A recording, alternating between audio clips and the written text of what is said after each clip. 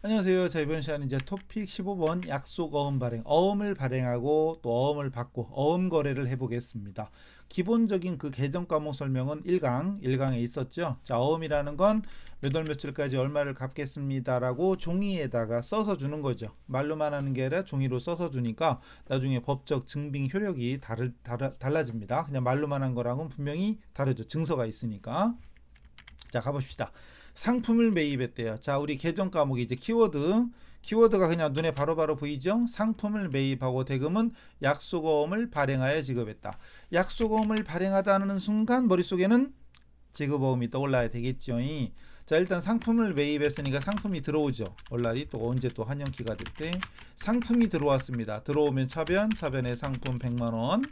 그리고 대금은 약속어음을 발행했다. 어음 발행했으면 지급어음이라는 부채의 증가가 됩니다. 100만원 됐죠? 그럼 차변에 상품 들어오고 대변에 지급어음. 상품이라는 자산이 증가. 매입했으니까 상품이 늘어나죠? 그리고 지급어음, 부채의 증가. 어음대금을 갚아야 될 의무, 빚이 생겼다. 빚이 생긴 게 아니고 빚이 생긴 겁니다. 빚이 생긴 게 아니에요. 빚이 생긴 겁니다. 채무, 빚쟁이가 된 거죠. 100만원 갚아야 돼. 2번 또 상품 매입했네. 상품을 매입하고 대금 중 100만원은 현금으로 지급하고 나머지는 3개월 만기 어음을 발행하여 지급하였다. 키워드 딱딱 보이죠? 상품 매입했다, 현금 줬다, 어음 발행했다. 그죠? 그럼 일단 상품 샀으니까 상품이 들어옵니다. 들어오는데 500만원, 여기구나. 500만원. 그리고 대변에 1분은 현금 줬죠. 현금이 나갑니다. 100만원.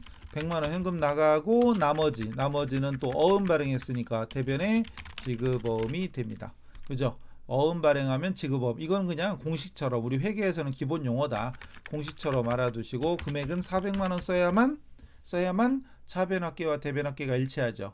차변합계가 500만원, 대변합계도 합쳐서 500만원. 계속 얘기하지만 차변합계와 대변합계는 무조건 일치해야 됩니다. 아시겠죠?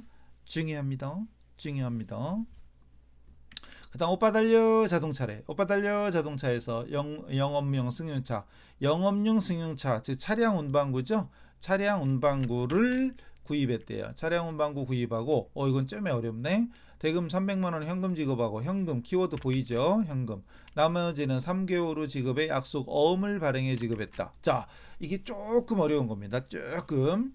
자, 일단 뭘 샀다고요? 승용차. 그럼 차량 구입한 거네. 그럼 차량이 들어오죠. 들어오니까 차량 운반구 얼마짜리? 2,800만 원짜리. 2,800만 원짜리 차를 샀어요. 그리고 대금 중 300은 현금 줬으니까 현금이 나가죠. 나가면 대변에 현금 300. 그리고 자, 여기는 줄을 전부 다 간격을 좁혀 봅시다. 자, 일단 그리고 나머지가 어음 발행했잖아요. 그럼 당연히 지급어음이지. 금액은 2,500만 원이지. 맞지요? 아니지요 하기 전에 여러분이 아닌데 라고 하신 분들이 있으면 회계 DNA를 많이 받으신 분들이에요. 초보자들이 이 얘기를 벌써 알고 있다. 즉 지급어음이 아니죠. 몇 시간 전에 몇 강 전에 이거 또 있었잖아요. 이럴 때 미지급금이다라고. 왜? 상품이 아니니까. 상품을 샀을 때 1, 2번처럼 상품을 샀다면 지급어음이 맞습니다. 근데 3번은 상품이 아니잖아요. 상품이 아닐 때에는 지급어음이 아닙니다. 외상매입금이나 지급어음은 상품일 때 쓰는 말이고, 그리고 상품이 아닐 때는 외상으로 하거나 어음 발행해도 미지급금 써야 돼. 요거는 진짜 몇 달 공부한 사람도 나중에 이거 답을 못 쓰는 사람 꽤 많아요. 몇 달 공부한 사람도 이거 지급어음 쓰는 사람이 많을 겁니다. 근데 안 돼요. 자, 우리 초보자 입장에서는 분명히 어려운 거예요. 어렵지만 이 정도까지 여러분이 소화를 하고 나중에 본격적으로 공부한다면 훨씬 낫겠죠. 그죠? 다음 일치월장. 일치월장이 아니고 얼장. 얼굴이 잘생긴 저 아니고요. 어쨌든 얼장. 저도 잘생기거나 못생기거나 둘 중에 하나 하고 싶은데 어정쩡하게 생겨가지고 어쨌든 일치월장이죠.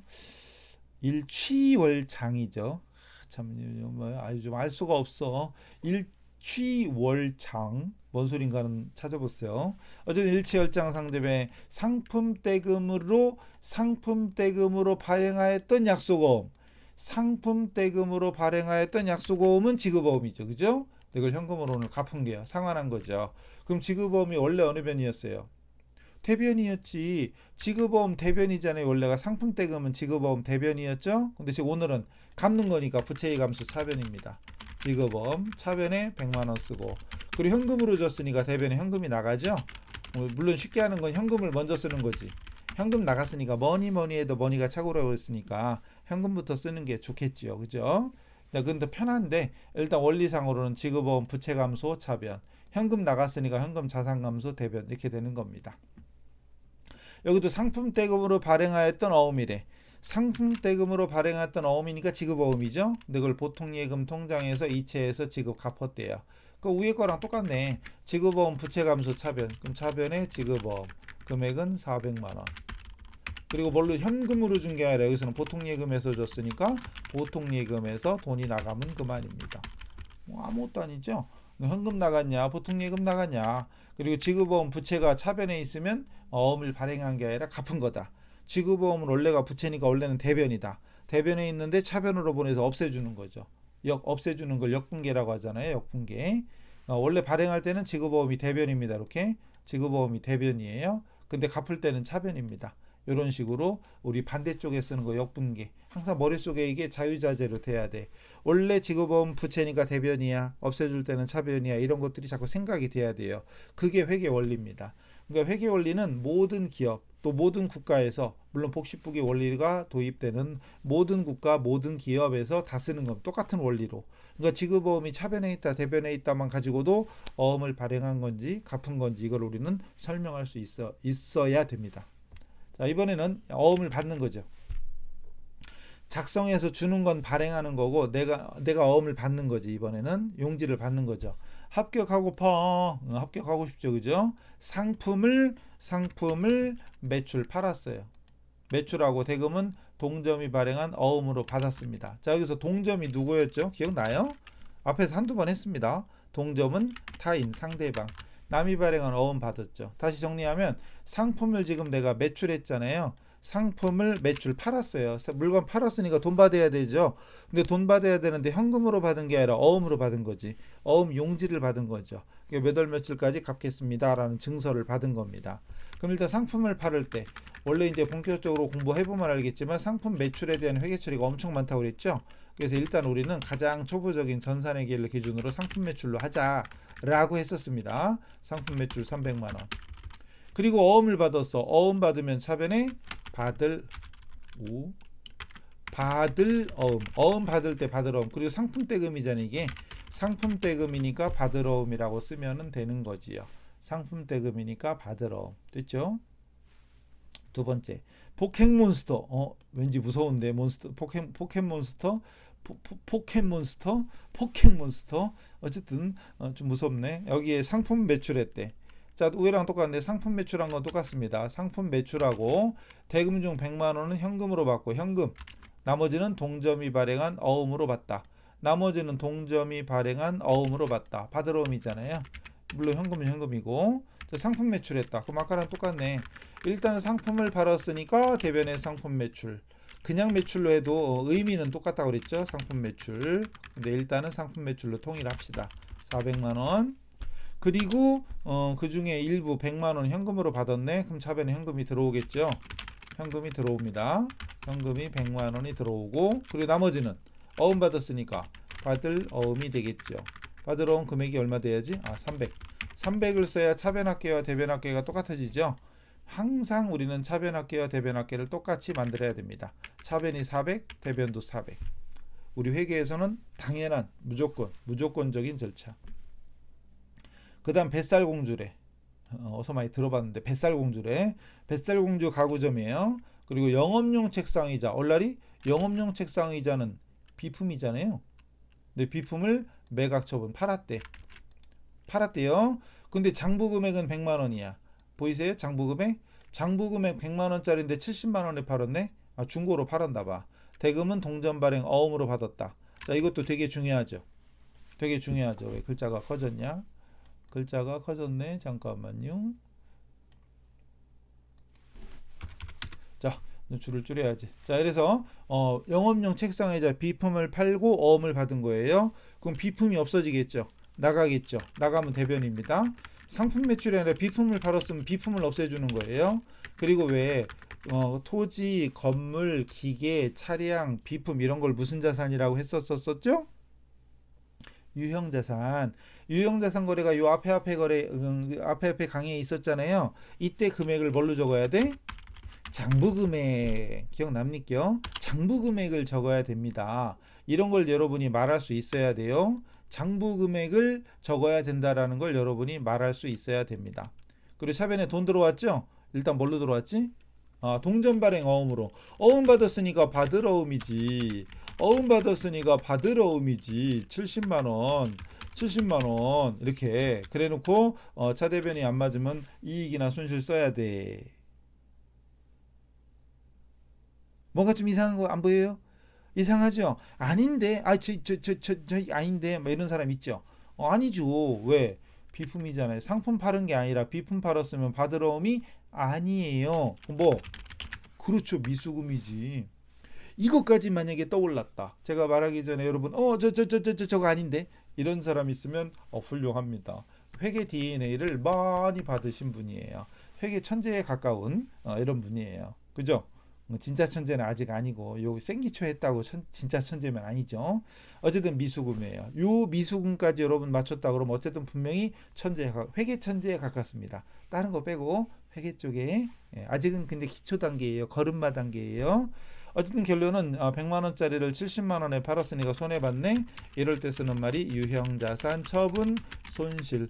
우리가 얼마 전에 유형자산 편을 배웠잖아요.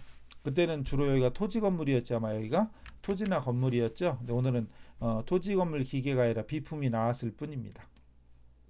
자, 그다음 웃다가 살해 걸렸대. 살해 걸렸는데 왜 죽을 것 같아? 살해 걸렸대.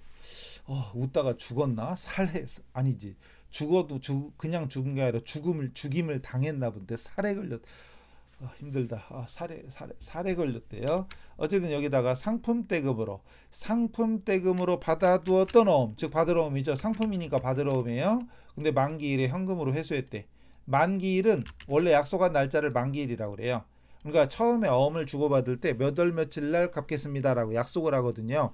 그러니까 예를 들어서 지금 4월 8일인데 3개월 후에 그럼 7월 8일 날 갚겠습니다. 이렇게 약속을 해요. 그 날짜가 만기일이에요. 그럼 다시 상품 대금으로 받아두었던 어음이 하는 순간 머릿속에는 받으러 음이 차변에 있겠지. 근데 오늘은 그 돈을 받아낸 거니까 받으러 음이 없어져야 돼. 없어질 때는 반대쪽으로 가라. 역분계. 그럼 대변으로 갑니다. 그럼 대변에 받으러 음. 물론 더 쉽게 하는 방법은 현금부터 쓰는 거지. 현금 받았네. 현금 받았으면 현금이 들어오네. 그럼 차변에 현금을 쓰는 거죠. 그게 더 쉽게 하는 방법입니다. 현금을 먼저 쓰면 분계가 쉬워지지. 현금을 먼저 쓰면 분계가 쉬워집니다. 근데 원리상으로 하면 받으러 자산 감소니까 대변이야. 현금은 자산 증가니까 차변이야. 이렇게 원리를 설명할 수 있으면 더 좋지요. 더 좋지요. 그죠? 또 상품 대금으로 받아두었던 어음 똑같네. 상품 대금으로 받아두었던 어음, 즉 받으러 어음을 현금으로 받아 당좌이입했어. 여기서는 현금으로 받아서 현금을 갖고 있지만 여기서는 받자마자 예금시켰으니까 현금이 있었는데 없습니다 이거죠. 있었는데 없었습니다 이거죠. 있었는데 없습니다. 어쨌든 결론은 당좌예금이죠. 그럼 당좌예금 통장에 돈이 쌓입니다. 당좌예금 통장이 증가됩니다. 300만 원. 그래서 당좌예금 통장에 돈이 들어오는 거죠. 300만 원. 그리고 대변에 받으러움이라는 자산이 감소되는 겁니다. 받으러움은 원래가 채권인데 당연히 차변에 발생하는 건데 지금은 채권이 발생이 아니라 빌려줬던 돈을 받은 거니까 받아야 될 돈을 받은 거니까 채권이 감소다. 대변. 원래 받으러움은 차변에 있었다 이렇게. 원래 받으러움은 차변에 있던 건데 대변으로 가서 없어지는 거죠. 역분계 원리, 역분계. 재밌죠? 역분계 원리. 그러니까 이런 지금 하는 것들이 은연중에 여러분이 이제 자기 몸속으로 녹아든다면, 머릿속으로 녹아든다면 이제 회계 쪽에 DNA가 이제 점점점 생겨서 천재 소리 들을 수도 있어요. 물론 아직은 생기초라 아직은 천재라고 하긴 좀 거시기 하지만 어쨌든 이런 과정을 잘 적응해 나가시기 바랍니다. 자, 이번 시간에 했던 게 뭐죠? 어음을 발행하고 어음을 받고 또 어음 발행했으면 어음댁은 갚아야 되니까 때가 되면 갚는 거. 또 어음을 받아서 가지고 있다. 받을 어음. 근데 때가 돼서 현금으로 돈 받았다. 그럼 받을 어음 없애주고 돈 들어오고 이런 회계 처리를 해봤습니다. 재밌게 잘 익혔기를 바라면서 또 잠깐 쉬었다가 다음 시간에 뵙겠습니다. 수고하셨습니다.